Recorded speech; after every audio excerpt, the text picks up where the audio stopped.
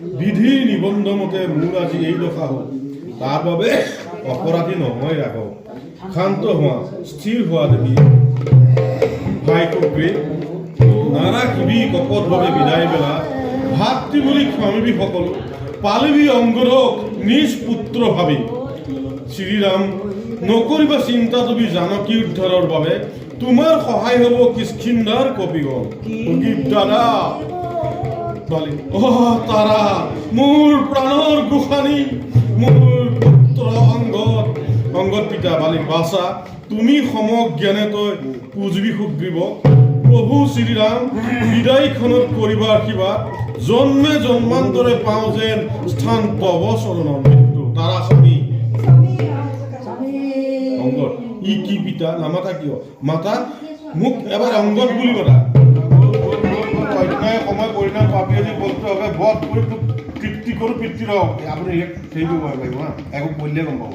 ই কি পিতা নামাতা কিয় মাতা মোৰ একেবাৰে অংগত বুলি তোমাৰ অবিহনে কিদৰে মই কটাম জীৱন ৰামৰ আছে কুট কওঁ পিতৃঘাতী তয়েই নেকি ৰামচন্দ্ৰ জগত ঈশ্বৰ ধৰ্ম নকৰি বিচাৰ কিয় আহি অকাৰণে তই যুদ্ধৰ কাৰণে অন্যায় সমৰ পৰিণাম পাবি আজি উপযুক্ত হবে পিতৃৰ আত্মাক লুটি যাওঁ দেই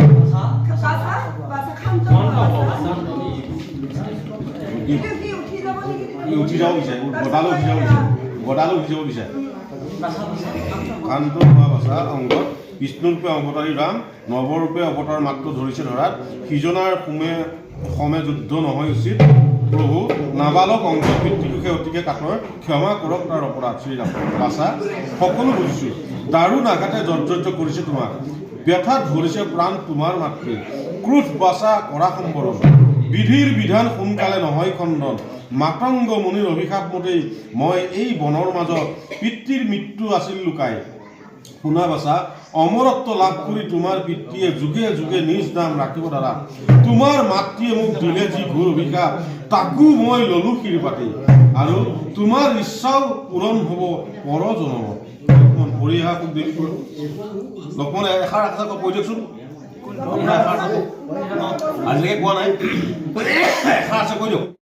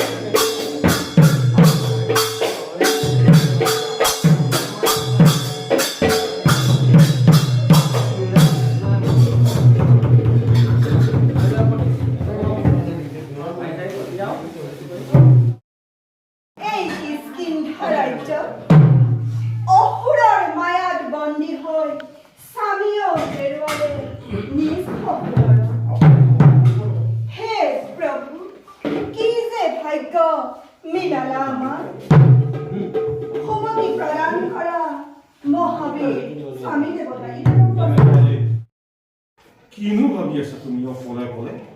স্বামী কিয় বাৰু আজি তুমি ভাতৃ ভৰা হলা ধৰ্মবান ভাতৃ তোমাৰ সুগ্ৰীৱ পূজনে কৰো বুলি কৰা নাই কোনো পৰা কিয় লৈছা নাম তুমি নিজ সুপ্ৰিব অধৰ্মিক ধাৰ্মিক সজাই নকৰিবা মোক অপমান স্বামী ভাতৃ সমান বন্ধু কোন আছে এই সংসাৰত অতীতৰ তিক্ততা কৰি বিসৰ্জন ঘৃণাভাৱ কৰি পৰিহাৰ আঁকোৱালি লোৱা ভাতৃভোজনক তোমাৰো বাঢ়িব মান কৃষ্কিন্ধাও হ'ব শক্তিশালী নকৰিব পুনৰবাৰ তেনেবোৰ স্বাৰ্থলোভী দুৰ্বলীক মই নিদিওঁ প্ৰশ্ৰয় বালিৰ মৃত্যু যি কৰিলে কামনা ৰাজত্বৰ মুহেজা কৰিলে উন্মাদ তাক আৰু ভাই বুলি নধৰো ভাৱতী যোৱা দেৱী অযথা চিন্তাত তুমি নহবাবিব নিজ কৰ্তব্য মানুহ হোৱা গ্ৰহত হে প্ৰভু সম্মতি প্ৰদান কৰা মহাবীৰ স্বামী দেৱতা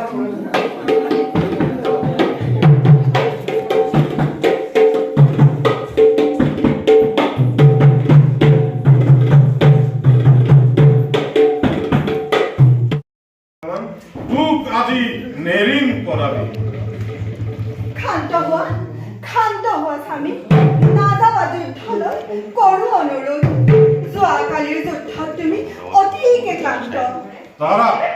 তুমি মোক নকৰা বাৰণ উপযুক্ত শাস্তি মই দিম সুগ্ৰীব হাতে গলে জিন জলি লগাই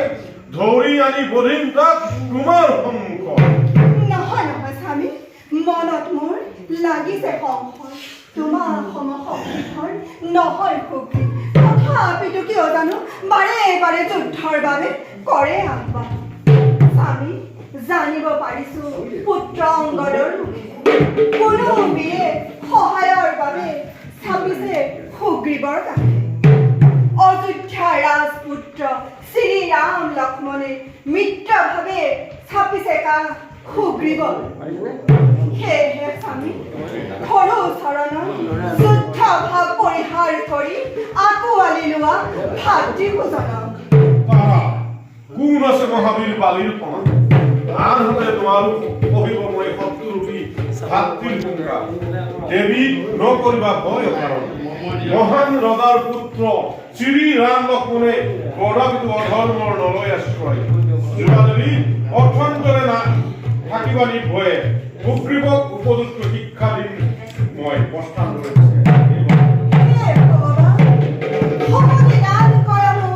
স্বামী দেৱতা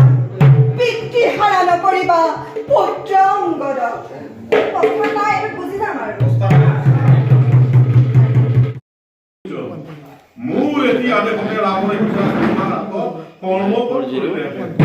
ৰাম জনম যেতিয়া লভিছো মৃত্যু অনিবাৰ্য কিন্তু এনে নিজ উপায় অৱলম্বন কৰি কিয় তুমি কাললৈ বিখ্যাতি ৰাখিলা এনেতে বাবুলি দেখে তাৰাৰ লগত বালি খাবলৈ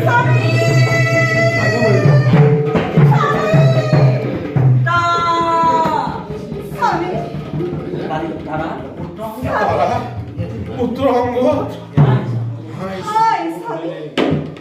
এয়া তোমাৰ কি দশা হ'ল শত বীৰ উপজিত কৰি আজি তুমি নিজেই ভূমিত পৰিলা স্বামী অনাথিনী কৰিলা তাৰা পিতৃহীনা কৰিলা পুত্ৰ অংগদ স্বামী ৰামলৈ চাই তুমিয়েই নেকি জগতৰ ঈশ্বৰ শ্ৰীৰাম অন্যায়ভাৱে স্বামীক হৰ মাৰি ধৰ্মবীৰকো তুমি দিলা বিসৰ্জন পিতা পিতা নকৰিবা পিতৃহাৰা মোক আঁকোৱালি লোৱা এটিবাৰ তাৰা দিয়াৰাম যি পাঠ হৰেৰে স্বামীৰ বক্ষ তুমি কৰিলা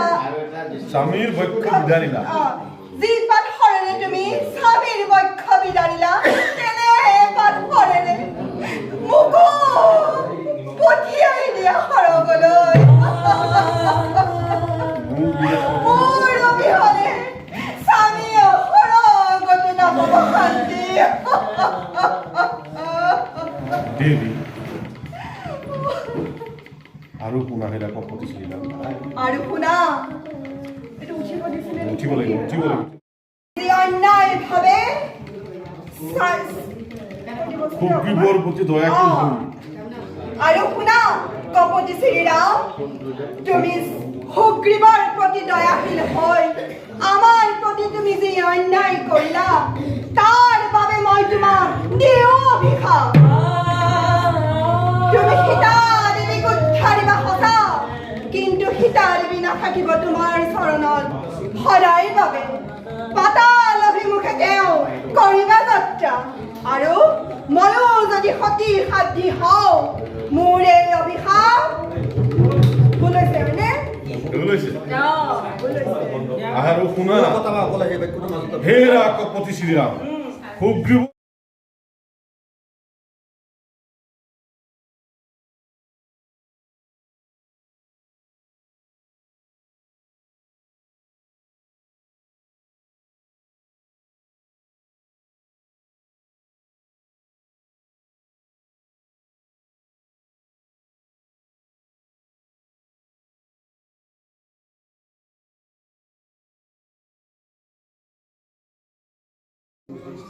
আৰু শুনা হেৰা কপতি শ্ৰীৰাম, আৰু শুনা হেৰা কপতি শ্ৰীৰাম,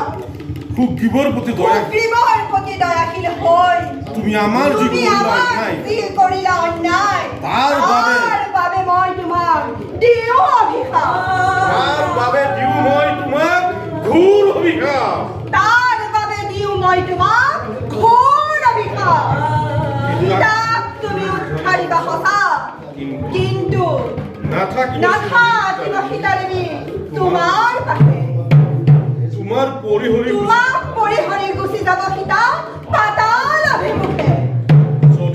যদি মই সতী সাধ্যী হওঁ তেন্তে সীতাৰ দুখতে তুমি কটাব লাগিব জীৱন। তাৰা তুমি